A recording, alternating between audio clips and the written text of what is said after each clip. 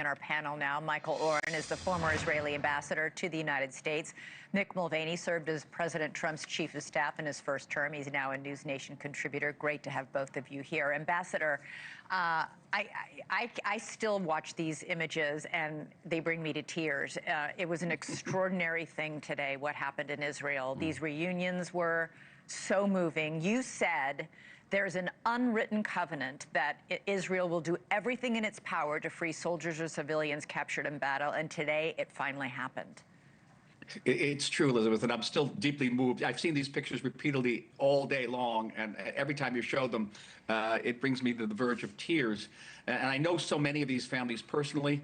I also know two of the families who received the remains of their loved ones today, and there are now 24 families who are still remaining to have not received the remains of their families, and that is a continuing agony for all of them. We have to keep that in mind as well. But this is a very joyous moment for these families. It is a moment of triumph for President Trump and his team, and I believe it's a breakthrough moment for the entire Middle East. Yeah, two of those families, those hostages who are presumed dead, are American citizens. Their families have been on this show a lot. There's a real question, Ambassador, tonight as to where are the remaining dead hostages and why and if they'll ever even be returned. Well, keep in mind, Hamas is a terrorist organization. It's not an honest broker. Hamas engages not just in physical terror, but also in emotional and psychological terror. And the way they can keep Israel in a state of emotional terror, of being terrorized, is by denying the closure to these families. And it is exquisitely painful. I know it's very difficult sometimes for people not living in Israel to understand this covenant that we have with our people, that will do everything to redeem the hostages, whether they're living or dead, by the way.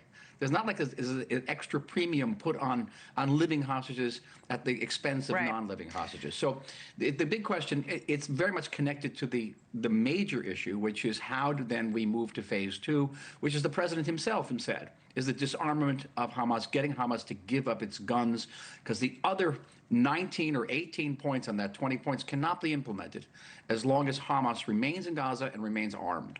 Mick, President Trump was hailed throughout the Middle East today for this achievement. Here's a look at the cover of Time magazine with the words, "His triumph."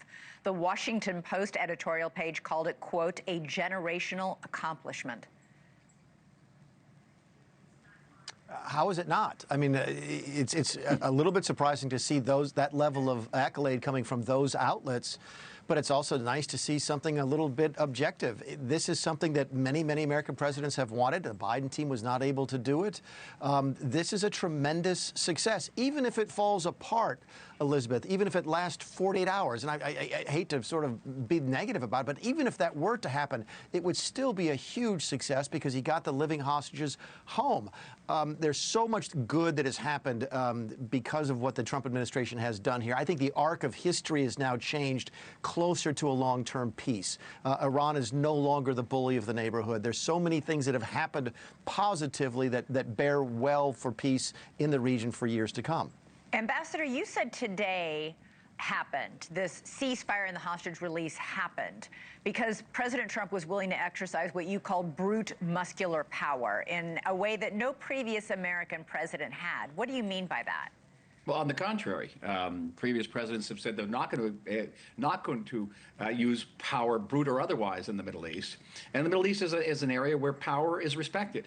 And the fact that the president was willing to project power, first against the Houthis in Yemen, then most effectively against Iran, gained him tremendous leverage and respect in the Middle East. That, combined with the personal relationships which the president has established with leaders throughout the region, his envoys, Steve Witkoff and Jared Kushner, have personal friendships throughout the region. Diplomacy is like anything else in life. It's 90% it's personal relationships. And previous administrations, keep in mind, whether it's the Obama administration, the Biden administration, almost didn't talk to Prime Minister Netanyahu, didn't talk to other Middle Eastern leaders like the Saudis for a long time. And you can't turn around and not use power and not develop these personal relationships and expect to have leverage. You're just not.